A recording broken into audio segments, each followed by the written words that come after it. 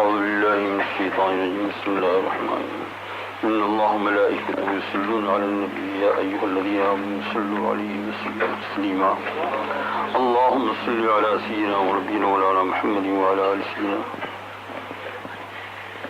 ونبينا مولانا محمد وبارك وسلم مولاي صل وسلم دائما أبدا على حبيبك خير الخلق كلهم هو الحبيب الذي ترجى شفاعته لكل حول من أهوال مقتحم. یہ حضور صلی اللہ علیہ وسلم کے اخلاق کے بیان میں حدیث ہے. حدثنا قتيبة بن سعيد حدثنا جعفر بن سليمان الضبعي عن ثابت عن أنس بن مالك رضي الله تعالى عنه قال خدمت رسول الله صلى الله عليه وسلم 10 سنين فما قال لي أف قط وما قال لي شيء صنعته لما صنعته ولا لشيء تركته لما تركته وكان رسول الله صلى الله عليه وسلم من أحسن الناس خلقا ولا مسست خزا ولا حريرا ولا شيء كان ألين من كف رسول الله صلى الله عليه وسلم ولا شممت مسكا قط ولا عطرا كان أطيب من عرق رسول الله صلى الله عليه وسلم. ایک روایت ہے اس میں انس رضی اللہ تعالیٰ عنہ راوی ہے. وہ کہتے ہیں کہ میں نے رسول پاک صلی اللہ علیہ وسلم کی 10 سال تک خدمت کی. کتنی؟ خود کہتے ہیں 10 سنین. بہت خوش نصیب صحابی ہے جو حضور صلی اللہ علیہ وسلم کی 10 سال تک خدمت کرے. آپ کسی بزرگ کی 1 مہینہ خدمت کریں تو کتنا یہ ہوتا ہے؟ 10 سال تک خاتم الانبیاء صلی اللہ علیہ وسلم. ان کے بڑے عجیب حالات ہیں. تو یہ فرماتے ہیں کہ مجھے کبھی بھی یہ 10 سال کے اندر کبھی بھی حضور صلی اللہ علیہ وسلم نے اف کر کے نہیں کہا. یہ معجزہ بھی ہے، اخلاق نبوی ہے. اس سے یہ لینا ہے کہ اتنا زیادہ نہیں آ سکتا ہو تو صرف حاصل کرے کہ ہمیں اپنے ماتحتوں کے ساتھ کیا کرنا چاہیے؟ نرمی کرنی چاہیے. 10 سال تک 10 سال کے اندر کبھی کچھ نہیں کہا. اور آگے کہتے ہیں وما قال لی شیء صنعته لما صنعته وما قال لی شیء صنعته لما صنعته کہ کسی چیز کو میں نے جو کیا تو آپ صلی اللہ علیہ وسلم نے یوں کبھی بھی ارشاد نہیں فرمایا کہ یہ کیوں کیا. کیوں کا لفظ ہی نہیں لائے. لما صنعته ولا لشیء ترکته لما ترکته. اور کسی چیز کو اگر میں نے نہیں کیا چھوڑ دیا تو کبھی بھی حضور صلی اللہ علیہ وسلم نے یہ نہیں فرمایا کہ اس کو کیوں نہیں کیا. اب 10 سال تک آپ دیکھ لو، ہم جو ہے 1 مہینے کے اندر نہیں 1 دن کے اندر دیکھ لو کتنی مرتبہ اپنے ماتحتوں کو کس طریقے سے کرتے ہیں کہ یہ کیوں کیا یہ کیوں کیا. حق تعالیٰ جل شانہ حضور صلی اللہ علیہ وسلم کے اخلاق میں سے ایک قطرہ سمندر کے قطرے جتنا بھی عطا فرما دے تو ہمارا کام بن جائے. وکان رسول اللہ صلی اللہ علیہ وسلم من احسن الناس خلقا حضور صلی اللہ علیہ وسلم تمام لوگوں میں سب سے زیادہ اچھے اخلاق والے تھے. آگے یہ ارشاد فرماتے ہیں کہ میں تو چونکہ 10 سال خدمت کی تو یہ موقع مجھے بارہا آ رہا تھا کہ میں نے نہیں چھویا کسی ریشم کو خزن ولا حریرن. یہ ریشم کی قسمیں، ریشم جانتے ہو؟ ریشم یہ دیکھا تو نہیں ہوگا لیکن یہ بہت عمدہ کپڑا ہوتا ہے. جی ہاں. تو کہتے ہیں میں نے کبھی کسی ریشم کو جو نرم ہوتا ہے نہیں چھویا ولا شیئن اور نہ کسی اور چیز کو کان الینا کہ وہ حضور صلی اللہ علیہ وسلم کے ہتھیلی مبارک سے زیادہ نرم ہو. 10 سال تک کوئی ایک مرتبہ ایسا کرے، ایک دن ملاقات کرے اور کہہ دے تو ٹھیک ہے، لیکن 10 سال تک جب میں نے چھویا حضور صلی اللہ علیہ وسلم تو کہتے ہیں کہ کان الین مانے نرم من کف رسول اللہ صلی اللہ علیہ وسلم. حضور صلی اللہ علیہ وسلم کے ہتھیلی اس کو کہتے ہیں، کف کہتے ہیں اس کو کہتے ہیں. یہ اب بولتے کفنی، جسے کف نہیں ہوتے اس کہتے کفنی بنیادی لفظ ہے. تو کہتے ہیں کہ کف جو ہے آپ صلی اللہ علیہ وسلم مبارک اتنی نرم تھی، کسی ریشم کو میں نے اتنا نرم نہیں پایا. جی ہاں. آگے کہتے ہیں کہ میں 10 سال خدمت کی تو ولا شممت مسکن مسک خوشبو جو ہوتی ہے اصل خوشبو جو ہرن کے نافے سے نکلتی ہے اس کا کہتے ہیں کہ میں نے کسی مطلب یہ کسی خوشبو کو ولا عطر کسی عطر کو میں نے چھویا کانا آتی وہ کہ جو حضور صلی اللہ علیہ وسلم پسینے مبارک سے زیادہ خوشبودار ہو. اب ایک دن کا والا 10 سال تک آدمی عطر بھی لگایا تو کتنا لگایا یہ 10 سال تک. اور 10 سال کے اندر ہمہ وقت سفر میں بھی حضر یعنی باہر سفر میں اقامت کی حالت میں مسافرت کی حالت میں ہر وقت ساتھ کہتے ہیں کہ میں نے کسی چیز کو دکھائی نہیں تھا. اور بات یہی تھی، یہ کوئی اعتقاد کی بات نہیں، بالکل صحیح تھی. دوسری روایت میں آتا ہے آپ صلی اللہ علیہ وسلم جب سو جاتے تھے تو جو ہے ایک محرم تھی آپ کی پھوپھی، تو وہ جو ہے پسینہ لے کر پڑتی، آپ بیدار ہوئے غصہ کیا کرتی، وہ کہا کہ یہ میں جمع کرتی ہوں، انشاءاللہ یہ قصہ آگے آئے گا کہ میں کفن میں اس کو استعمال کروں گی، ہے نا یہ. تو دیکھیے آپ یہ حضرت تو یہ اصل میں اخلاق کے بارے میں حدیث ہے، لیکن ایک حدیث کے اندر چونکہ دوسری بات بھی ساتھ ہوتی ہے تو ساتھ میں آ جاتی ہے. یہاں حضرت صلی اللہ علیہ وسلم دو روایت ہوئی، ایک روایت پڑھی میں نے، دوسری روایت حدثنا محمد بشار حدثنا محمد جعفر حدثنا شعبہ عن ابی اسحاق. ایسے منہ سے جو ہے نا ایسا کیوں نہ، اور پھر قرآن پاک کو کھولنا کرتے ہیں نا ہم لوگ. تو یہ مسئلہ کہیں نظر نہیں آتا تھا، تو فکر بھی تھی اس کی کہ یہ تو عادت ایک پڑ گئی ہے. اب اگر 20 کی نوٹ گئی تو کوئی حرج نہیں ہے نا، اس میں بھی تو آج کل وہ نکلا ہے نا کچھ لگانے کا، لیکن یہ لعاب اپنا لعاب جسم کا حصہ جسم کے اندر ہی جاتا ہے، یہ اچھا ہے نا یہ. تو پھر حکیم الثانی رحمۃ اللہ علیہ کے ملفوظات میں نے پڑھا تو طبیعت خوش ہوئی کہ کوئی حرج نہیں ہے. مسلمان کا لعاب کیا ہوتا ہے؟ پاک، اور خاص کر کے جو قرآن پاک کی تلاوت کر رہا ہے تو اس کا منہ پاک ہوتا ہے. تو اگر آپ ایسا کریے، اگر اس کے ورق الٹو تو کوئی حرج نہیں ہے. میں نے ابھی ایسا کیا نا تو تم دیکھ رہے تھے، تو شاید کوئی مسئلہ کسی کے ذہن میں آئے بھی تو بتا دیا. تو مسئلے کا مسئلہ اور آپ کے ذہن میں جو آیا اس کا حل، اس کا کیا ہو گیا؟ حل ہے نا، یہ اس کا حل ہو گیا. مجھے خود اس کی فکر تھی، طالب علم کے زمانے کے اندر ایسی چیزیں بہت پیش آتی تھی. اب اس وقت ساری کتابیں سامنے ہوتی نہیں تھی، پیسہ کہاں تھا اتنی ساری کتابیں. اتنی کتابیں ہیں کہ کتاب جو نہیں آتی ہے تو اس کا نام بھی کھول کر لکھنے کا موقع نہیں ملتا ہے، اتنا ڈھیر لگ جاتا ہے. یہ اللہ پاک کا شکر ہے، اتنی کتابیں زیادہ چھپی، اتنی اچھی امت کو کام لگنے والی ہے. تو اس وقت بہت فکر رہتی تھی. پھر حکیم الثانی رحمۃ اللہ علیہ کی چونکہ ملفوظات بہت جامع معنی ہوتے ہیں تو پڑھتے اسی مسئلے کو تلاش نہیں کیا، لیکن پڑھتا رہا تو کہیں درمیان میں یہ آ گیا. میں نے کہا طبیعت خوش ہو گئی، اللہ جل شان ان کی قبر میں نور سے بھرپور فرمائے، ہے نا یہ. تو اب سمجھ آیا نا بس یہ، کبھی اس کو بیعت بھی نہ سمجھیے. مسلمان کا سور المؤمن شفاء، مسلمان کا جھوٹا کا معنی کہ جھوٹ بولنا نہیں، یہاں جھوٹا اردو کا ہے، یعنی اس کا پیا ہوا، اس کا استعمال کیا ہوا، اس میں کیا ہے؟ شفا ہے یہ. تو یہ عن اسحاق عن ابی عبداللہ ابن الجدلی واسمعه عبد بن عبد عن عائشة رضي الله تعالى عنها أنها قالت لم يكن رسول الله صلى الله عليه وسلم فاحشا ولا متفحشا ولا صخابا في الأسواق ولا يجزي بالسيئة السيئة ولكن يعفو ويصفح. یہ دوسری روایت پڑھی میں نے. اس روایت میں یہ ہے صدیقہ رضی اللہ تعالیٰ عنہ ارشاد فرماتی ہے، گھر کی عورت جب تعریف کرے تو یہ اصل ہے نا، اس لیے کہ کچھ بھی ہو جائے عورت ماننے کے لیے تیار نہیں ہے. تم چاہے اس کو دوسرا وہاں مان لو، ہے نا، وہ ماننے کے لیے اس کا ماننا بہت دور کی بات ہے. لیکن جو حضور صلی اللہ علیہ وسلم گھرانے میں ہماری ماں اس کو بیان کرے تو اب کہنا ہی کیا ہے نا. یہ وہ فرماتی ہے صدیقہ رضی اللہ تعالیٰ عنہ کہ لم یکن رسول اللہ صلی اللہ علیہ وسلم فاحشا، حضور صلی اللہ علیہ وسلم قصداً کوئی فوش بات یعنی گالی جیسی بات کبھی بھی نہیں بولتے تھے، سنی نہیں گئی، کیسے بولیں گے.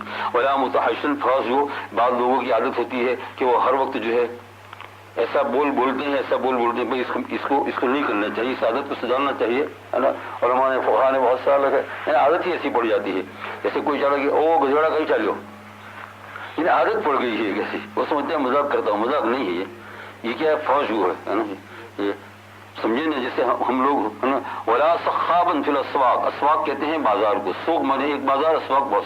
اور بازار میں آپ صلی اللہ علیہ وسلم صخابا چلا کر بولتے نہیں تھے، زور سے چلاتے نہیں تھے. جیسے بعض لوگ بازار میں ہوتے تھے زور سے بولتے ہیں. یہاں تو ایسا ماحول ہی، آپ چلے جاؤ آگے بات سمجھے، کسی کو بلڈ پریشر ہو جائے تو بازار میں چلے جانے کا، نکل جائے گا، ہے نا. دکھانا ہم نے یہ بڑا سخاو.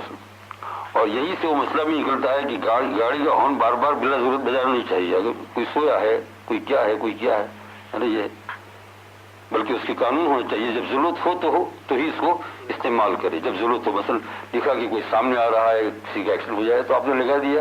اب یہ ہے کہ کوئی گھر میں ہے اور آپ اس کو کار میں بلانا چاہتے ہیں تو اس کو بجا دیجیے.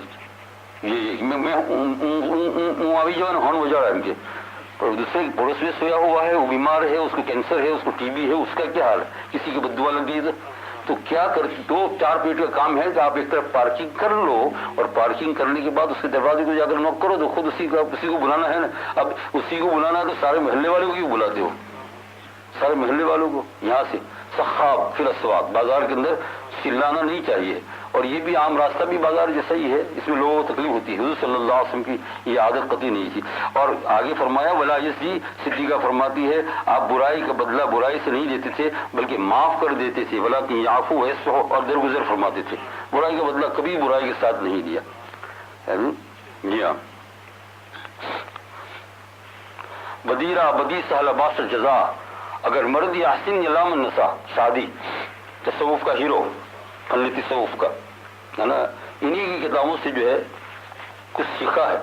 یہ بچپن میں میں نے پڑھی بھی، اور جب میں پڑھتا تھا تو ہمارے استاد یوں کہتے تھے جن کے پاس میں نے پڑھی وہ اللہ پاک یہاں پہنچ گئے، فارسی کتابیں گلستہ بوستہ، تو کہتے تھے کہ یہ کتاب ابھی پڑھ لو لیکن اس کو خاص تمہیں پڑھنا ہے مولوی ہو جانے کے بعد. تو ہماری یہ بات سمجھ نہیں آتی تھی. ابھی تو پڑھ لے اچھی طریقے سے، نمبر بھی آ گئے، پاس بھی ہو گئے، سب ہم ترجمہ کر لیتے ہیں. ابھی یہ احساس کر رہے ہیں کہ یہ تو ابھی پڑھنا ہے، خاص پڑھنا کب ہے. تب سمجھ میں آیا کہ ابھی میرے پاس ہے یہ گلستہ، میرے مطالعے میں ہے، بار بار دکھتا رہتا ہوں، کبھی ضرورت پڑتی ہے تو ابھی جو اس کے اندر سمجھ میں آتی ہے باتوں کو اس وقت سمجھ میں آئی تھی. ابھی تو دیکھا تو معلوم ہوا کہ سارا قبر کا، آخرت کا معاملہ، تصوف کا اور تزکیہ نفس کا معاملہ ہے. یہ تو اس وقت خبر بھی نہیں ہوتی کہ تزکیہ نفس کو اندر بھائی 10 سال کی عمر میں 11 سال کی عمر میں گلستہ پڑھی، کیا معلوم کہ تزکیہ کس کا نام ہے. وہ یوں کہتے تھے ابھی پڑھ لو پھر بعد میں اسے دیکھتے رہنا. یہ گلستہ اور بوستہ 2 کتاب ہے شیخ سعدی رحمۃ اللہ علیہ کی، بہت مشہور شعراء آفاق، فن تصفیہ. اس کو جو بار بار مطالعہ کرے گا، عمل کرے گا اور کسی سمجھنے والے سمجھ بھی لے گا، اس کا قلب بن جائے گا. کیونکہ یہ لوگ ایسے تھے، جیسا آدمی کا قلب ہوتا ہے اس کے کلام کا اثر بھی ایسا ہی ہوتا ہے. ایک آدمی بہت بات کرتا ہے بہت، لیکن اس کا قلب نہیں ہوتا ہے تو وہ باتیں دوسرے کے دل پر جمتی نہیں ہے. لیکن جب قلب صحیح ہو جاتا ہے تو اس کی 2 بات بھی کیا ہو جاتی ہے جی، اثر کر جاتی ہے. تو یہ میں نے کہا سعدی کہتے ہیں بوسنا کے اندر کہ بدیرہ بدی سہل باس جزا، اگر مرد احسن علام النساء، برائی کا بدلہ برائی کے ساتھ دینا ویری ایزی. دیکھو میں بھی انگلش بولنے لگ گیا، ٹھیک بولا، غلطی ہو تو بعد میں چپکے سے بتا دینے کا ہے کہ یہ ذرا تھوڑا اچھا نہیں بولا آپ نے، سمجھ میں. لیکن غلطی ہو جائے تو کچھ فرض نہیں، میں تو قبول کرتا ہوں بھائی، ہم تو بھول بھال والے ہی ہیں. اس بھول بھال کے ساتھ اللہ تعالیٰ قبول کر لیا. اللہ کے سامنے ایک ہی عرض ہے، بھول بھال بس، ہے نا. یہ تو سعدی کہتے ہیں اگر بدیرہ بدی سہل باس جزا، برائی کا بدلہ برائی کے ساتھ دینا آسان ہے. اگر ایک آدمی نے آپ کو گالی دے دی، آپ نے ریپلائی میں گالی دے دی، بہت آسان ہے. لیکن اگر مردی اگر تو اللہ والا بننا چاہتا ہے، اللہ کے ساتھ تو تعلق پیدا کرنا چاہتا ہے، اگر مردی تو احسن الی من نساء، تو جس نے تیرے ساتھ برائی کی تھی اس کے ساتھ بھلائی کر. یہ کمال کی بات ہے. یہ جب دل بنا ہوگا، یہ بہت بہادر لوگوں کا کام ہے نا. یہ بہت، اور کمزور لوگوں کا کام کیا ہے، وہ برائی کا بدلہ فوراً برائی دے دیتے ہیں. اور بہادر لوگوں کا کیا ہے کہ وہ جو ہے کتنی بھی اس کے ساتھ برائی کرے لیکن اس کے بدلے وہ کیا کرتے ہیں. اگر احسن تو حضور صلی اللہ علیہ وسلم کے بارے میں صدیقہ رضی اللہ تعالیٰ عنہ یہی ارشاد فرماتی ہے. یہ 2 روایت ہوئی. جی ہاں، تیسری روایت بھی پڑھ دیتا ہوں.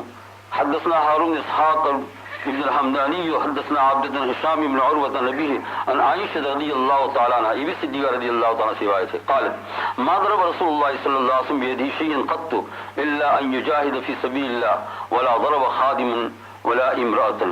جی ہاں، کہتے ہیں کہ صدیقہ رضی اللہ تعالیٰ ارشاد فرماتی ہے اس روایت میں، یہ تیسری روایت ہوئی کہ نہیں مارا رسول اللہ پاک صلی اللہ علیہ وسلم نے اپنے ہاتھ سے کبھی بھی کسی کو، تھپڑ نہیں مارا، نہیں کسی کو کبھی بھی نہیں مارا. الا ان یجاہد فی سبیل اللہ، اللہ کے راستے میں جب جہاد کرنے گئے ہو، ضرورت پڑی ہو تو وہاں اور بات ہے، لیکن یوں کس نے. اور آگے فرماتے ہیں کہ بلا ضرب خادما ولا امرأۃ، اپنی کسی خادم کو بھی نہیں اور کسی عورت کو بھی، کبھی بھی مارنے کی بات نہیں ہے.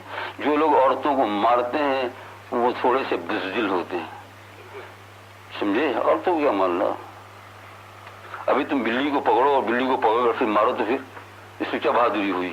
ارے بھائی سمجھے نا، بلی کو پکڑو اور بلی کو مارو تو. اور بزدل کا لفظ ہے، کوئی گالی نہیں ہے، آپ اس کو گالی نہیں سمجھنے کی. یہ بزدل جو ہے نا یہ لغت ہے. یہ بز مانے بکری، فارسی لفظ ہے. بز مانے کیا ہے، اور دل مانے قلب، ہارٹ. بکری جیسا دل والا، تو بکری کا دل کیسا ہوتا ہے، بہت کمزور ہوتا ہے. تو اب گالی نہیں ہے، یہ کیا ہوتا ہے؟ کمزور دل والا ہوتا ہے، یہ سمجھے نا. یہ تو مطلب یہ ہے کہ حضور صلی اللہ علیہ وسلم کبھی بھی ازواج مطہرات میں سے کسی کو مارنے کے اعتبار سے ہاتھ نہیں لگایا، اور کسی خادم کو بھی نہیں. یہ حضور صلی اللہ علیہ وسلم کے اخلاق عالیہ تھی میرے بھائیوں. یہ 3 روایتیں آپ نے سنی رسول پاک صلی اللہ علیہ وسلم. اور مارنا تو درکنار، لیکن اگر کسی کو کوئی تکلیف پہنچتی تھی کسی غیر مسلم کو بھی، تو آپ کا کلیجہ نکل جاتا تھا. کس طرح مدد کی جائے، سمجھے؟ تو دکھا کوئی غیر مسلم میں اب ایمان نہیں لایا ہے، لیکن وہ راستے میں پڑا ہوا ہے، آپ کا قلب مبارک نکل جاتا تھا. ہاں دیکھو کیا ہوا، کس طریقے سے ہوا، کیسے ہوا، کسی کی تکلیف آپ کو معلوم ہوا ہے کوئی بھوکا ہے. اور پھر یہ نہیں میرے بھائیوں، یہ ہم تو 1400 سال کے بعد آئے یہاں. کتنے سال کے بعد؟ یہ قیامت تک کی ہماری فکر میں بہت روئے حضور صلی اللہ علیہ وسلم. صحابہ کو فرماتے تھے، جس سے مفہوم یہ ہے کہ دوسرے لوگ میرے بعد آنے والے ہیں جو میرے خاص دوست ہیں، اور نام لے لے کر دعا کرتے ہیں، ملکوں کا نام لے لے کر دعا کرتے ہیں، فلاں ملک والوں پر رحم فرما، فلاں ملک والوں پر رحم فرما، فلاں ملک والوں. آپ جانتے ہو کہ حضور صلی اللہ علیہ وسلم زمانے میں ہندوستان کوئی مشہور نہیں تھا، کوئی زیادہ مسلمان بھی نہیں تھے. یہ تو بعد میں اللہ جل شانہ نے حضور صلی اللہ علیہ وسلم کے فعل میں جو آپ نے دعا کی تھی یہ ہوا. ورنہ ایسی کوئی جگہ کے اوپر یعنی بزرگان دین اولیاء ایسے ملتے تھے بہت کم. یہ اس وقت حضور صلی اللہ علیہ وسلم کی نگاہ مبارک قبر میں سے وہاں جا رہی ہے. بہت پہلے زندگی میں تو دعا کی تھی، لیکن انتقال اللہ پاک یہاں پہنچ جانے کے بعد قبر میں سے. اور ہندوستان کے لوگوں کو کیا کہا؟ جب کہا غریبان ہند. کیا کہا؟ غریبان ہند، جن کو ہم کمزور سمجھتے ہیں. کیا کمزور سمجھتے ہو تم؟ کبھی کبھی مجھے جو ہے بہت ہی صدمہ ہو جاتا ہے جب کوئی ایسے ہندوستان کا نام لے کر ان کو کمزور اور ذلیل سمجھتے ہیں. وہ تانی پڑوانی تو انجن تو ڈالا بھی تیرا انجن، تیرا پردادا بھی انجن، شرڈاڈا بھی انجن. جتنے آپ دارالعلوم دیکھ رہے ہیں، جتنے حفاظ دیکھ رہے ہیں، سارے دیکھ رہے ہیں، یہ قریب بھی سب دارالعلوم دیوبند کی برکت ہے، ہندوستان کی برکت. دارالعلوم دیوبند بھی ملے کو لوگ چلے، ہندوستان کی برکت ہے اس کی. یہ نہ ہوتا تو تمہارے پاس علماء نہیں ہوتے. آج تم جو بڑے بڑے علماء کی باتوں کو سنتے ہیں باہر سے بلا کر، وہ کون ہے؟ یہاں بھی یہ وہ کون ہے؟ اور یہ بخاری شریف اور یہ ابن ماجہ اور ابو داؤد اور یہ درس نظامی کس نے دیکھا تھا؟ کسی نے دیکھا نہیں تھا، کسی کے ذہن میں نہیں. یہ تو درس نظام محال سے رہا تھا. سرکار دو عالم صلی اللہ علیہ وسلم قبر مبارک سے بات یاد آئی غریبان ہند کے اوپر کہ حضرت شیخ عبدالحق محدث دہلوی رحمۃ اللہ علیہ، یہ بہت بڑے بزرگ ہیں، بلکہ یہ خاندان ہی بہت بڑا بزرگ. یہ اس وقت گئے تھے جب دارالعلوم دیوبند کا وجود بھی نہیں تھا. وہ تو بنجر زمین تھی. ایک مرتبہ یہاں سے گزر رہے تھے تو یوں کیا ناک کو، کہا یہاں سے کچھ مجھے جو ہے علم حدیث کی خوشبو نظر آتی ہے. اور اس وقت کیا تھا؟ یہ سارا بنجر، یعنی بنجر جی نہیں بلکہ وہ ڈسٹبن ڈالنے کی، کوڑا کرکٹ ڈسٹبن ڈالنے کی جگہ تھی. سارے دیوبند کے لوگوں کا جو کچرا ہوتا تھا وہاں کھڈے میں ڈالتے تھے. ایسی یہ جگہ تھی، اور وہاں ایک طرف کو راستہ تھا. تو یہ جب گزرے تو ناک پر جو اپنے لوگوں سے کہا کہ مجھے کچھ علم حدیث کی خوشبو یہاں نظر آ رہی ہے بہت پہلے. تو یہ شیخ عبدالحق محدث دہلوی رحمۃ اللہ علیہ، ان کا یہ لقب صاحب حضوری ہے. صاحب حضوری دیکھو تمہارے سمجھ میں آیا نہ آئے، ماننے کے اندر تم پیچھے مت ہٹنا، ورنہ جو ہے اپنے ایمان کو بہت کمزور کر دو گے، قلب کو بہت کمزور کر دو گے. اس امت کے اندر صاحب حضوری گزرے ہیں، بہت زیادہ تو نہیں ہے، لاکھوں کروڑوں کی تعداد میں تو نہیں ہے، کم تعداد میں ہے، لیکن گزرے ضرور ہے نا. اور یہ اللہ الغیوب ہے کہ آج کے زمانے میں کیا ہو رہا ہے. بات بھی کیا صاحب حضوری اس آدمی کو کہتے ہیں کہ جو ہر روز حضور صلی اللہ علیہ وسلم خواب زیارت کرے، ہر روز. اس میں نام بھی ہے تو بھی بتاؤں گا آپ کو، لیکن اس وقت عبدالحق محدث دہلوی رحمۃ اللہ علیہ کا نام آ گیا یہ اس میں سے. صاحب حضور کتنے بڑے آدمی ہوں گے. انہوں نے کہا تھا مجھے یہاں سے علم کی خوشبو آ رہی. تو یہ مدینہ منورہ جا کر رہنے لگے، پڑے رہے وہاں. مزہ ہے، سادگی کا زمانہ، روزانہ حضور کی زیارت ہوتی ہے خواب میں. ایک مرتبہ جو ہے خواب میں زیارت ہوئی تو اللہ کے رسول صلی اللہ علیہ وسلم فرمایا کہ عبدالحق تم ہندوستان چلے جاؤ. کہاں چلے جاؤ؟ سنو، جن کو تم کمزور سمجھتے ہو، یہ تمہارے باپ دادا کے علم نہیں جو لے کر آئے، جو ان کو تم کمزور سمجھتے ہو، وہ نہ ہوتے تمہارے پاس کچھ بھی نہیں ہوتا. ہاں، پاکستان بھی اسی کا بچہ ہے. کس کا؟ جتنے ادارے پاکستان میں ہیں یہ کہاں سے نکلے ہیں؟ ہندوستان سے نکلے ہیں. یہ جتنے بڑے بڑے شیوخ ہیں وہاں سے نکلے ہیں. جتنے، میں آپ کو انگلی پر کہتا ہوں، مفتی اعظم پاکستان رحمۃ اللہ علیہ، دارالعلوم دیوبند کے سارے جتنے بھی ہے یہ سب کہاں سے ہیں؟ وہاں سے ہی علم دین کا عجیب تسنا پھوٹا. تو اس خواب میں حضور صلی اللہ علیہ وسلم دیکھیں کتنے مشفق نبی زیارت کی تو کہا کہ عبدالحق تم چلے جاؤ ہندوستان. تو انہوں نے خواب میں معذرت کی کہ یا رسول اللہ جانے کو تیار ہوں، آپ کا حکم ہے، لیکن مجھے بہت صدمہ ہے کہ آپ کی مجھے جو ہے روزانہ زیارت ہوتی ہے خواب میں یہاں مدینہ منورہ رہ کر، یہ لذت اور یہ دولت اگر چھن گئی تو جو ہے میرا کلیجہ تو باہر آ جائے گا، کیا ہوگا؟ تو کہا عبدالحق تم فکر نہ کرو، اللہ جل شانہ قادر مطلق ہے، یہ نظام آپ کے لیے سفر میں سب جگہ ہوتا رہے گا، سب جگہ. لیکن تم ایسا کرنا کہ ہندوستان چلے جاؤ اور وہاں غریبان ہند کے اوپر نظر رکھنا، یعنی ان کی دینی. ابھی تو کچھ نہیں تھا وہاں، کچھ نہیں، نہ مجد الفسانی، نہ مولانا قاسم نانوتوی، نہ حاجی امداد اللہ، نہ تھانوی، نہ گنگوہی رحمہ اللہ، کوئی نہیں، وجود ہی نہیں کسی کا. سمجھا؟ دیکھو حضور صلی اللہ علیہ وسلم آپ کی شفقت دیکھیے. یہ لفظ لکھا ہوا ہے حضرت حکیم الامت رحمۃ اللہ علیہ نے اپنے ملفوظات کے اندر یعنی بیان کیا ہے، جس کو لکھ لیا گیا ہے کہ حضور صلی اللہ علیہ وسلم کی زبان مبارک سے ہندوستان والوں کے لیے جو لفظ نکلا وہ یہ کہ غریبان ہند کے اوپر نظر رکھنا. غریب کا غریبان ہند کے اوپر ہے نا، یہی ہے نا. آج دیکھو اسی علم میں بھی دیکھو، آج بھی دیکھو تم وہاں کے پڑے ہوئے لوگوں کو دیکھو، وہاں سے جو لے کر آئے وہ دیکھو، وہاں کیسے کیسے لوگ کیسے کتنے مجذوب، وسیع اللہ جیسا مجذوب، مسیح اللہ جیسا جو ہے ولی اللہ اور پتہ نہیں کیا کیا، آپ تو سنتے ہی رہتے ہیں، لیکن یہ سارے کے سارے وہیں سے. تو یہ بیدار ہوئے اور حضور صلی اللہ علیہ وسلم تھا رخت سفر باندھا. اب سفر کر رہے ہیں اس زمانے کے مطابق، تو بہت دیر لگتی. حضور صلی اللہ علیہ وسلم روزانہ خواب میں زیارت ہو رہی ہے. دہلی میں گئے اور پھر انکار کیا تھا کہ وہ جب گئے تو پھر جہاں جہاں ان کو معلوم ہوتا تھا، اس سے بہت کم بات تھی، جہاں جہاں معلوم ہوتا تھا کہ کوئی اللہ والا ذاکر شاغل ہے کوئی، یہ تو ضرور، تو ان کی ملاقات کو جاتے تھے. لیکن اس میں سارا کیا ہو گیا تھا، کشپش ہو گئی تھی سب، کیونکہ دن سے علم نہیں تھا نا. تو جاتے تھے. تو ایک مرتبہ جو ہے ایک کسی فقیر کے متعلق سنا کہ وہاں لوگوں کا بڑا مجمع رہتا ہے. تو حضرت شیخ عبدالحق محدث دہلوی رحمۃ اللہ نے سوچا کہ میں بھی جاؤں اور ملاقات کروں. تو یہ گئے. جب گئے اس فقیر کے پاس تو وہاں بہت سارا مجمع تھا، تو ان کی بہت ہی عزت کی اس سکین نے اور ایک شراب کا پیالہ پیش کیا. کیا شراب حرام ہے نا، وہ جنت کی شراب نہیں، یہاں کا جنت کی شراب ملے گی، جنت کی شراب یہاں نہیں ملے گی. ہاں یہ تو جنت کی جو چیز ہے وہ جنت نہیں ملے گی، حور کہاں ملے گی؟ آج آیا 25 پارے میں یہ کہاں ملے گی؟ یہ وہیں ملے گی. ورنہ وہ پرانے زمانے کے اندر جب بچے تھے تو وہ جو ہے اس جاہل قوالوں کے بات سنا کہ تو ہے جنت کی حور، تو ہے عربی کھجور، تیرے سائے میں زندگی بسائیں گے.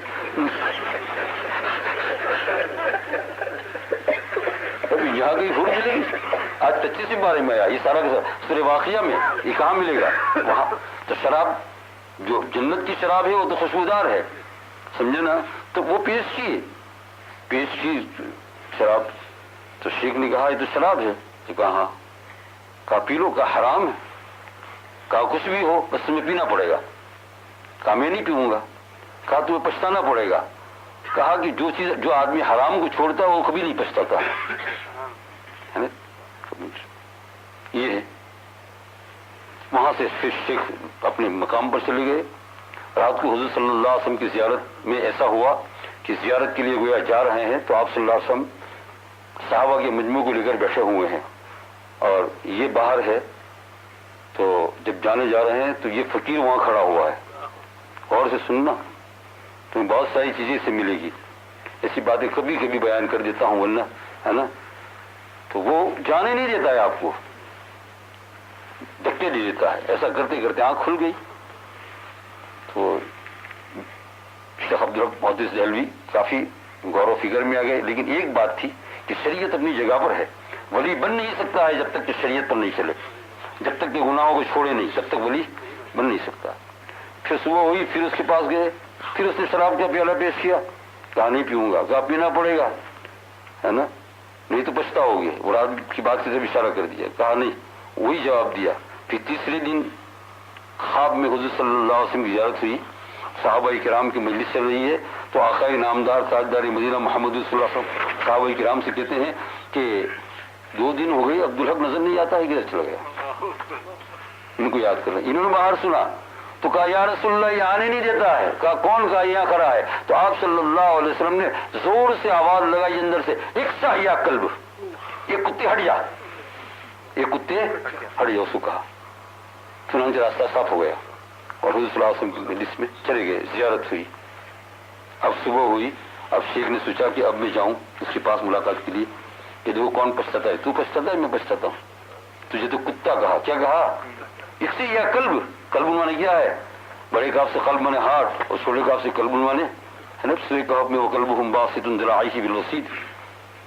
تو صبح میں جب گئے تو اس کے سارے چاہنے والے مریدین سب بیٹھے ہوئے تھے. سمجھے نا؟ یہ بیٹھے ہوئے تھے. تو پھر پوچھا کہ تمہارے شیخ کدھر ہے؟ تو کہا اندر میں ہے.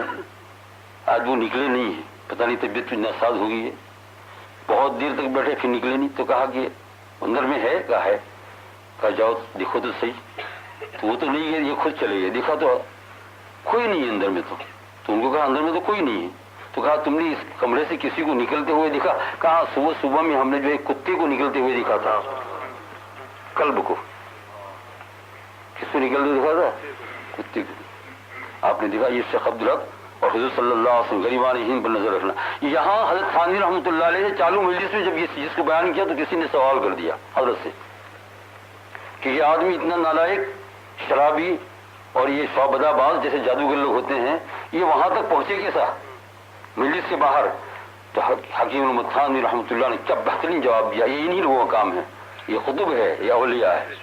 انہوں نے جواب دیا. کتنا اچھا جواب دیا. فرمایا تم تو اس شرابی کی بات کرتے ہو، حضور صلی اللہ علیہ وسلم کی مجلس میں چوری چھپے منافقین اور کافر لوگ بھی بیٹھ جاتے تھے. کافر لوگ بھی بیٹھ جاتے تھے نماز میں. چھٹے پارے کی آخری رکوع میں ہے ان المنافقین یخادعون اللہ وخادعهم واذا قاموا الى الصلاة قاموا كسالى يراؤون الناس ولا يذكرون الله الا قليلا مذبذبين بين ذلك لا اله هؤلاء ولا اله هؤلاء ومن يضلل الله فلن تجد له سبيلا. یہ اس آیت میں کیا کہا ہے؟ یہ نماز میں پہلی سب بھی ہوتے تھے. تو کہا جب نماز میں ہوتے تھے، حضور جب اس دنیا میں حیات تھے تب وہ منافقین ہوتے تھے. تو اگر یہ کتا وہاں اس طریقے سے گھسا تو کیا بات تھی؟ کتنا اچھا جواب دے دیا. اللہ جل شانہ سمجھ کی توفیق عطا فرمائے. یہاں مجھے وہاں تو اس میں بہت ساری بات ملتی ہے، اس لیے علمی مجالس کو لازم پڑھو ہے نا. یہاں وہی سعدی کا شعر یاد کر لو. شیخ سعدی رحمۃ اللہ. خلاف پیمبر کثیر گزید کہ ہرگز بمنزل نہ خواہد رسید. رسول پاک صلی اللہ علیہ وسلم کے طریق شراب جو جائے گا کبھی منزل پر نہیں پہنچے گا. شیخ محدث دہلوی اگر اس کے مکر میں فن میں اگر شراب پی لیتے تو کیا ہو جاتے، لیکن اللہ تعالیٰ ان کی حفاظت کرنے والا تھا. اس میں ایک بات یہ بھی ہو گئی کہ جس کا تعلق مع رسول مضبوط ہو تو وہ کسی بھی موڑ کے اندر ہے اللہ جل شانہ اس کی حفاظت کر لیتا ہے. تعلق مع رسول مضبوط ہو تو ہے نا. اور اگر مضبوط نہ ہو، دکھاوے کے لیے ہو، میں بڑا ہوں میرے لوگ مرید بن جاوے، مجھے ایسا کہے، یہ تعلق نہیں ہو اللہ کے رسول کے ساتھ، تو پھر کسی وقت کہاں پھنس جاتا ہے کچھ اس کا پتہ نہیں لگتا ہے. دیکھا آپ نے شیخ عبدالرحمٰن سے کتنی بڑی بات تھی کہ 1 رات 2 رات 3 رات، لیکن ایک ہی ضد، وہ ضد کرتا ہے گناہ پر اور یہ ضد کرتے ہیں نیکی کے اوپر. کہا کچھ نہیں. اور اس نے یوں بھی کہہ دیا شیخ عبدالمحدث نے کہ اگر مجھے رسول پاک صلی اللہ کی زیارت اگر نہیں ہوئی تو میں فکر نہیں کرتا ہوں. کیوں کہ شراب پینا حرام ہے، یہ آپ کا قول ہے، تو اور زیارت کرنا یہ جو ہے فرض نہیں ہے. میں آپ نے جس کو حرام کہا ہے میں قول رسول پر چلوں گا صلی اللہ علیہ وسلم. دیکھا آپ نے. اور پھر حضور صلی اللہ علیہ وسلم کی شفقت تو دیکھیے میرے بھائیو. غریبان ان کے اوپر جہاں سے گزرے تھے پھر وہاں اللہ جل شانہ نے ادارہ قائم کیا. چاروں طرف عالم کے اندر دنیا کا کون سا ملک ایسا ہے کہ جہاں ہندوستان کے علوم کی برکت نہ ہو؟ مجھے آپ بتاؤ کسی بھی جگہ پر. عرب کے اندر بھی، حالانکہ عربیوں کا تو اپنا اصلی علوم ہے، لیکن بعد میں چل کر جو ان کے علوم کے اندر بہت ساری اصلاح وغیرہ ہوئی وہ ہندوستان سے ہوئی اور آج بھی ہو رہی ہے نا.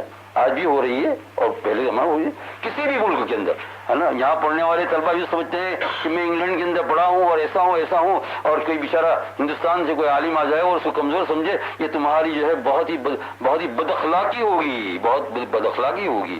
یہ ادارے نہ ہوتے تو آج تمہارے ساتھ تمہارے پاس یہاں تک علم آتا نہیں. تم دیکھ لو کہ یہاں تمہیں پڑھانے والے، یہاں تمہاری طبیعت کرنے والے، ان کا یا تو براہ راست ڈائریکٹ وہاں سے تعلق ہے، یا اگر ڈائریکٹ نہیں ہے تو پھر اس کو کیا کہہ دیجیے بالواسطہ تعلق ہے. یعنی وہاں سے ان سے تعلق ہے، ان کے تعلق کے ساتھ بھولنا چاہیے، نہیں بھولنا چاہیے، نہیں بھولنا چاہیے۔